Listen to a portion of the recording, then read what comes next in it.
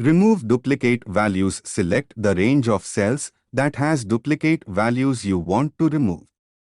Tip: remove any outlines or subtotals from your data before trying to remove duplicates.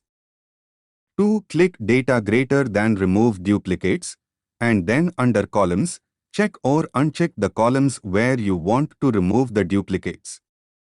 3. Click OK.